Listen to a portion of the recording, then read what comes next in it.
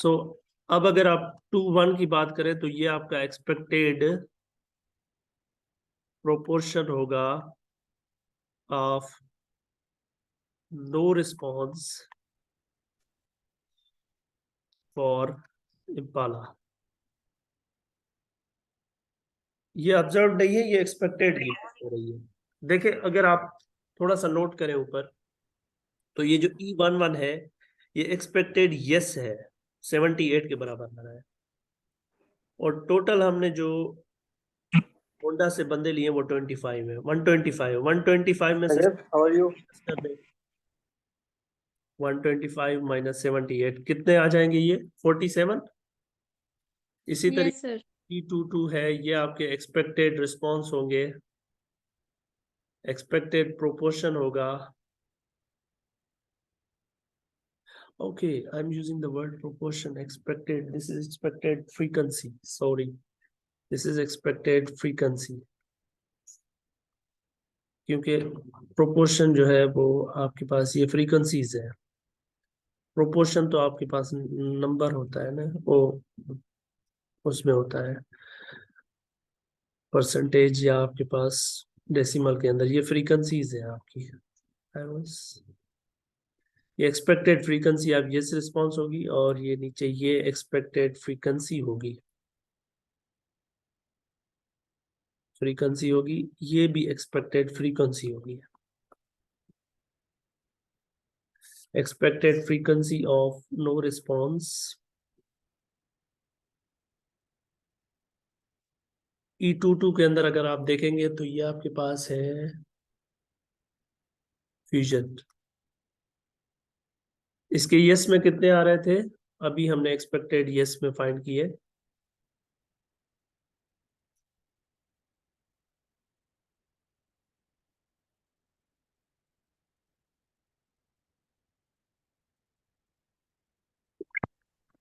Okay, अब अगर देखें तो ये आपके पास टोटल 200 बंदे हैं, और एक्सपेक्टेड इसका यस रिस्पॉन्स हमने फाइंड किया हुआ है फॉर दिस फ्यूजन, और वो आपके पास आ रहा था 124.8। तो 200 में से 124.8 आप माइनस कर दें तो ये आपके पास कितना आ जाएगा, बताएं जरा। सर 75। अगर 124 को राउंड अप करें, 25 माइनस करेंगे 75। 75.2 होगा। And last is E23, which is expected frequency of no response for last occurred. This is हमने जो एक्सपेक्टेड फ्रीक्वेंसी यस में फाइंड की थी अकर्ड के लिए, वो थी 13 के अंदर, जो कि है 109.2। तो ये टोटल में से माइनस कर दे, 175 में से 109.2, 175 माइनस 109.2, ये कंप्यूट करें क्या आ रही है? 65.8। 65.8। This is 65.8। सो अब आपके पास ये जो एक्सपेक्टेड फ्रीक्वेंसीज है ये भी सारी आ चुकी है। E11 this is equal to 78, E12 was equal to, what was E12? Okay, so E12 was 124.8, 124.8. E13 was equal to 109। 109.2, 109.2। बस ये टोटल में से माइनस करते जाएंगे तो ये 21 आपके पास नो वाली फ्रीक्वेंसी आ जाएगी, जो कि 47 थी। फिर E22 यानी टोटल जो है उसमें से माइनस कर देंगे फ्यूजन वाले के लिए, और वो आपके पास आ रहा था, कितना आ रहा था? 22 अभी हमने फाइंड किया 75.2। 2, और ये E23 65.8। ये आपके पास एक्सपेक्टेड फ्रीक्वेंसी सारों की आ चुकी है। अब आपके पास ऑब्जर्व फ्रीक्वेंसीज का भी आपको पता है कैसे फाइंड होंगे, और एक्सपेक्टेड फ्रीक्वेंसीज का भी आपको पता है कैसे होंगे। अच्छा, अब इसका एक फार्मूला दे रहा है ये फ्रीक्वेंसीज के लिए। वो कह रहा है कि आप क्या करें, जब आप EIJ फाइंड करना चाह रहे हैं ना, तो आप क्या करें, रो 1 को टोटल रो 1 के अंदर जो टोटल है उसको रो 1 सम करेंगे, रो 1 के अंदर जो वैल्यू आ रही है उसको मल्टीप्लाई करेंगे सम यानी कॉलम 1 के अंदर, और फिर डिवाइड। कॉलम 1 नहीं करना चाहिए, आई जे होना चाहिए। Let me write down this formula correctly, ताकि फिर आप डायरेक्ट फार्मूला से भी कैलकुलेट कर सकते हैं बाद में। तो ये आपके पास अगर डायरेक्टली आप कंप्यूट कर, आपके पास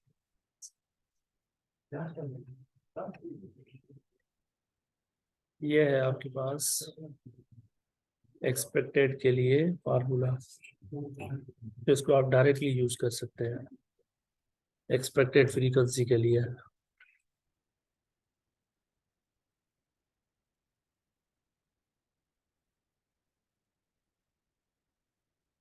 यानी रो आई का टोटल, कॉलम जे का टोटल, टोटल सैंपल साइज। तो अगर आप देखें E11 को, E11 का मतलब है रो 1 का टोटल, और इसको मल्टीप्लाई करेंगे कॉलम 1 का टोटल, और इसको टोटल सैंपल साइज से डिवाइड करेंगे। अब अगर चले जाएं रो 1 का टोटल चेक करें, तो आपका जो रो 1 का टोटल है वो ये आ रहा है 312। ये रो 1 का टोटल है, ये वाला 312 312 312। इसको कॉलम 1 के टोटल से मल्टीप्लाई करेंगे। कॉलम 1 का टोटल जो है आपके पास वो आ रहा है 125। ये है आपका कॉलम 1 का टोटल। 78 आएगा सर, हाँ वही आएगा, 78। 125 है, इसको आप मल्टीप्लाई करेंगे 125 से, और टोटल सैंपल साइज 500 है। ये आपके पास 78 आएगा। Yes sir. इसी हिसाब से E12 फाइंड करेंगे। E12 यानी कि आई की वैल्यू 1 है और जे की वैल्यू 2 है, यानी रो 1 का टोटल और कॉलम 2 का टोटल अब, और इस सारे को टोटल सैंपल साइज से डिवाइड करेंगे।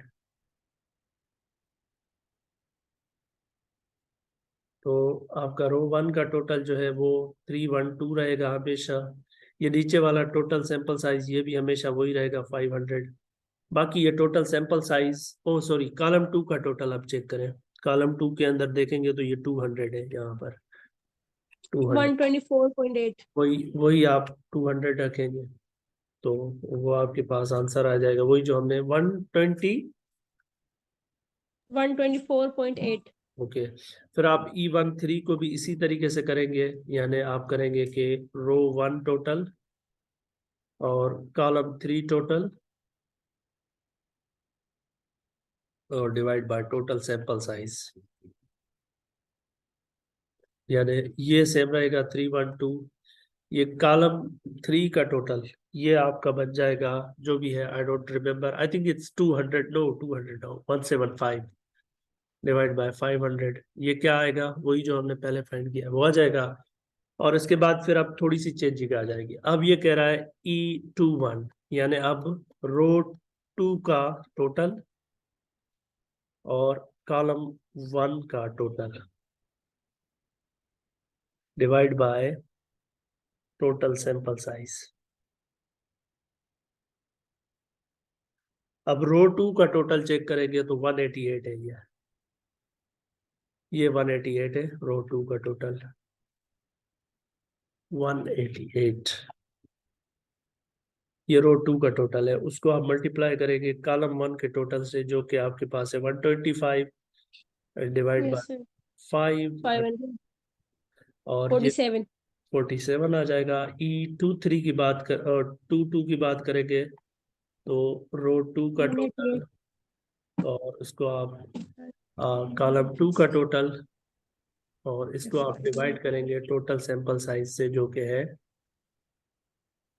500। 100। ये 188 रहेगा आपका। ये आपका कॉलम 2 का टोटल है जो कि 200 है। ये भी आपके पास 75.2। 75.2। इसी तरीके से E23 लास्ट में रो 1 टोटल और रो 2 टोटल और कॉलम 3 टोटल और divide by total sample size 500। रो 2 का टोटल यहाँ पर 188 ही रहेगा। 1 मल्टीप्लाई 175 175 डिवाइड बाय 500 क्या आ जाएगा? 65.8। 65.8। ये आपका एक्सपेक्टेड फ्रीक्वेंसीज फाइंड करनी है आपने, ये फार्मूला के थ्रू आप डायरेक्टली भी फाइंड कर सकते हैं। तो आप जब फार्मूला से आप ये एक्सपेक्टेड फ्रीक्वेंसीज फाइंड कर लेंगे, आपके पास ऑब्जर्व फ्रीक्वेंसीज भी सारी आ चुकी हैं, FIJ ये भी सारी आ चुकी है, EIJ ये भी सारी आ चुकी है, ये भी 6 थी, ये भी 6 थी। अब यहां तक हम स्टेप जो कवर कर चुके हैं वो हमारे पास हो गए हैं 3 स्टेप्स। चौथा स्टेप ये है कि EIJ अगर 5 या 5 से ज्यादा है तो फिर हम टेस्ट स्टैटिस्टिक कंप्यूट करेंगे। Now we will compute test statistic. So it is basically step, now this is not that difficult. Step 4 ये हमारे पास है टेस्ट स्टैटिस्टिक कंप्यूट करना, टेस्ट स्टैटिस्टिक। और इसका फार्मूला आपको पता है ना, कि फार्मूला हमने जो लिखा था वो था chi square equal to sum over I sum over J FIJ minus EIJ squared divide by that was EIJ I guess. So ये आपका फार्मूला है टेस्ट स्टैटिस्टिक कंप्यूट करने के लिए, लेकिन इसको हम बहुत आसान तरीके से कंप्यूट कर सकते हैं अगर हमारे पास ऑब्जर्व फ्रीक्वेंसीज और उसके साथ साथ हमारे पास जो है वो expected frequencies है। Now I'll show you how can you easily compute this. So you will compute it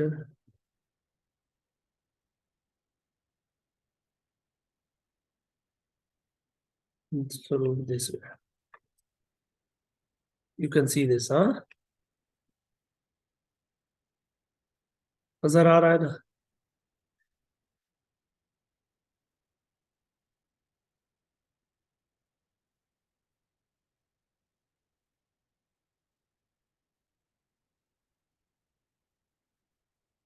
okay fine. देखिए आपने अभी थोड़ी देर पहले हमने जो डिस्कस की हैं चीजें वो हमने, अब हम डायरेक्टली टेस्ट स्टैटिस्टिक कंप्यूट करेंगे। अगर हमारे पास वो जो पहले हमने जो कंप्यूट किए EIJ और FIJ है। अच्छा, नाउ ये आपके पास है यस रिस्पॉन्स, ये नो रिस्पॉन्स है, ये आपके पास ऑटोमोबाइल्स है, ठीक है। यहाँ पर आप ये यहाँ से चीज शुरू हो जाती है। यहाँ पर आप ऑब्जर्व्ड जो है ना फ्रीक्वेंसी रखेंगे। यस की ऑब्जर्व फ्रीक्वेंसी 69 थी, अम्पाला के लिए, फ्यूजन के लिए 120 थी और एकर्ट के लिए 123 थी। ये यस रिस्पॉन्स की ऑब्जर्व फ्रीक्वेंसीज थी यहाँ तक।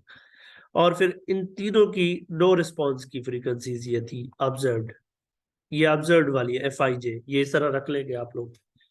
उसके बाद EIJ भी अभी अभी हमने कंप्यूट की है, वो भी यहाँ पर रख देंगे आप लोग ऐसे सामने, यानी यस रिस्पॉन्स की ये जो यहाँ पर ये F11 है, ये F12 है, ये F13 है, ये F21 है, ये F22 है, ये F23 है। और इसके बाद आप EIJ ये भी रख लेंगे यहाँ पर, हमने कंप्यूट की है। E11 ये है आपकी, E12, E13, E14, sorry E21, E22, E23, यानी ये ऑब्जर्व फ्रीक्वेंसी है यस की, ये यस की, ये तीनों के यस की, फिर तीनों के नो की। उसके बाद आप क्या करें, FIJ में से EIJ माइनस करें, यानी 69 में से ये 78 माइनस करें, क्या आ जाएगा? माइनस का 9। और फिर इस 120 में से 124.8 को माइनस करें, ये आ जाएगा। फिर इस 123 में से 109.2 माइनस करें, ये आ जाएगा। 56 में से 47 माइनस करें, ये आ जाएगा। 80 में से 75.2 माइनस करें, ये आ जाएगा। माइनस 13.8 को, या 52 में से 65.8 माइनस करेंगे तो माइनस 13.8 आ जाएगा। उसके बाद ये आपने डिफरेंस नोट कर लिया, इनका करेंगे, इन सारों का करेंगे स्क्वायर, ये स्क्वायर हो गए। और फिर ये जो सारे हैं ये, यानी यहाँ पर ये जो स्क्वायर्ड का डिफरेंस है, ये ऊपर लिखे हुए एक्सपेक्टेड फ्रीक्वेंसी, ये डिफरेंस हो गया, ये स्क्वायर्ड डिफरेंस हो गया। इन सारों को फिर EIJ से डिवाइड करते जाएंगे, यानी 81 को फिर आप 78 से डिवाइड कर देंगे, यानी 81 को आप 78 से डिवाइड कर देंगे इससे, ये आप डिवाइड कर रहे हैं यहाँ पर। तो 81 को 78 से डिवाइड करें जरा।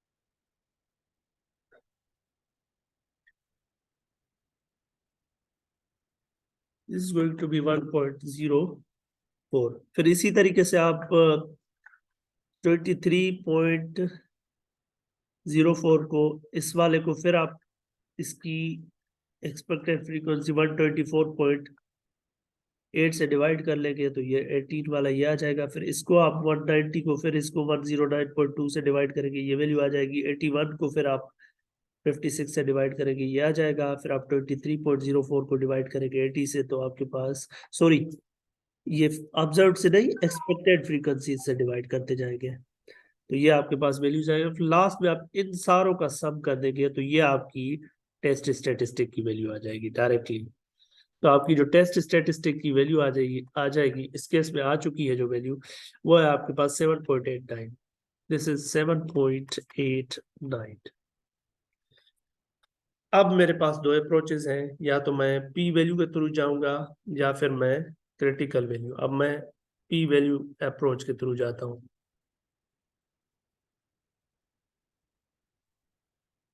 तो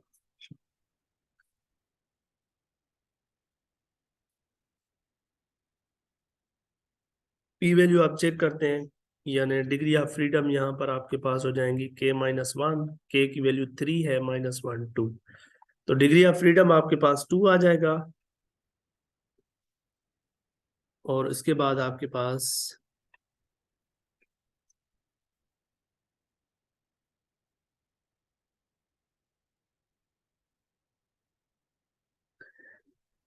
ओके, इसके बाद अब पी वैल्यू फाइंड करते हैं। उसके लिए आपके पास ये है,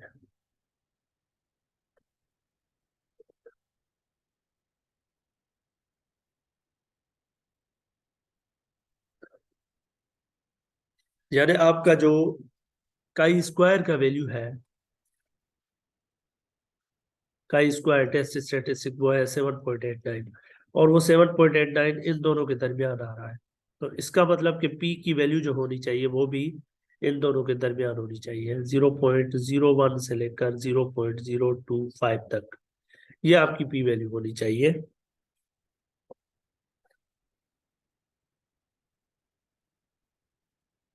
ओके, तो आपके पास पी वैल्यू जब आ गई है, तो अब आप अल्फा से कंपेयर करें। अल्फा आपका था 0.05, और clearly you can see that P is less than 0.05। ये 0.025 से छोटा है, तो 0.05 से बाय डिफॉल्ट छोटा हो जाएगा।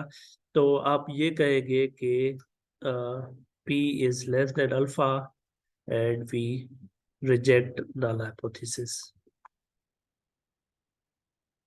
सर बस करें हाँ,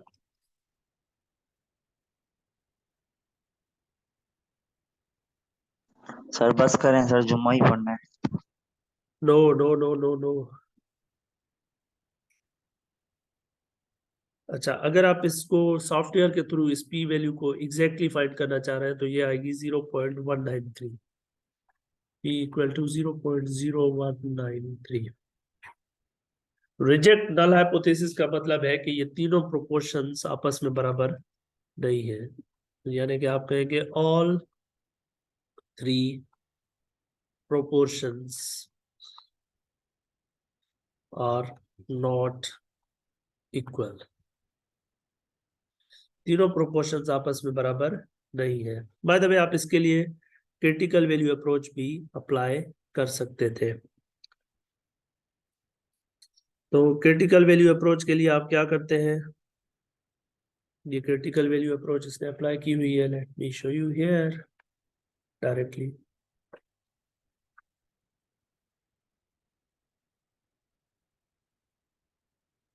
ये है आपके पास. Okay, right, instead of using p value we could use critical value approach to draw the same conclusion. Alpha आपके पास ये है 0.05, डिग्री ऑफ फ्रीडम आपके पास 2 है. Critical value statistic upper tail आपने रीजन में फाइंड करना है और आप देखेंगे कि chi square test statistic is this the, ठीक है. अच्छा, आप क्या करते हैं क्रिटिकल वैल्यू अप्रोच के अंदर? We need the value of we need x chi square alpha such that area in the upper tail of chi square alpha यानी chi square greater than equal to this should be equal to alpha.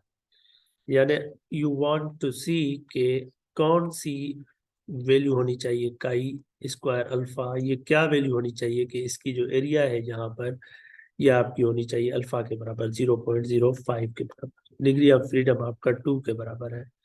तो अगर आप table में चले जाएं, degree of freedom 2 use करें और 0.05 को आप चेक करें. So we can see it from table here. ये आपके पास है अवेलेबल यहाँ पर.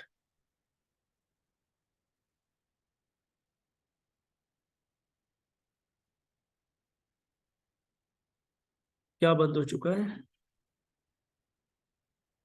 ओके फाइन, ठीक है. डिग्री ऑफ फ्रीडम आपके पास 2 है और आपके पास वो वैल्यू चाहिए यानी अपर टेल के अंदर जिसमें chi square of alpha is 0.05. अब 0.05 ये है आपका. डिग्री ऑफ फ्रीडम आपका 2 है. सो ये आपके पास वैल्यू है 5.991. यानी आपके पास जो काई स्क्वायर सब अल्फा की वैल्यू जो आ रही है वो बराबर है 5.991 के.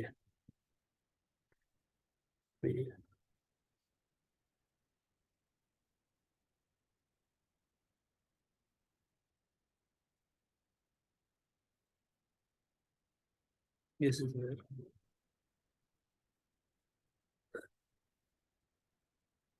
so this is equal to यानी x काई स्क्वायर सब अल्फा इज 5.991. और आपको पता है रिजेक्शन रूल, अगर आप काई स्क्वायर टेस्ट का देखेंगे तो वो रिजेक्शन रूल ये है कि आप रिजेक्ट करेंगे if chi square test statistics is greater than equal to chi square sub alpha. अब हमारी जो टेस्ट स्टैटिस्टिक है वो है काई स्क्वायर इक्वल टू, थोड़ी देर पहले हमने फाइंड की है वो टेस्ट स्टैटिस्टिक, वो है 7.98.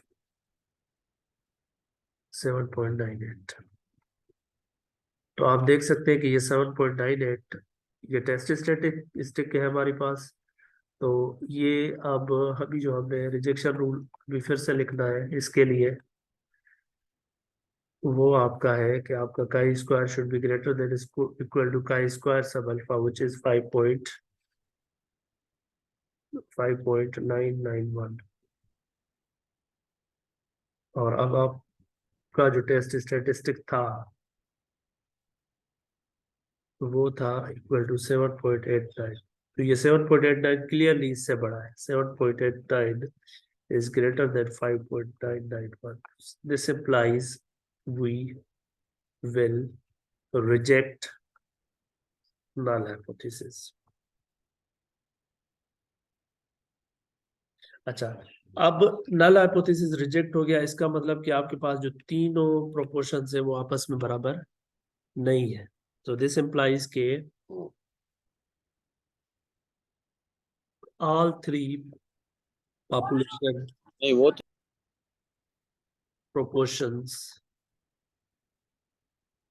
are not same. ये जो पॉपुलेशन प्रोपोर्शन है ये आपस में सेम नहीं है. यहाँ से हम ये कंक्लूड कर सकते हैं. तो अगर सेम नहीं है तो फिर अगली चीज ये होगी कि आपके पास कहाँ पर जो है वो कौन से दो के अंदर जो है वो प्रोपोर्शन जो है वो बराबर नहीं आ रहा.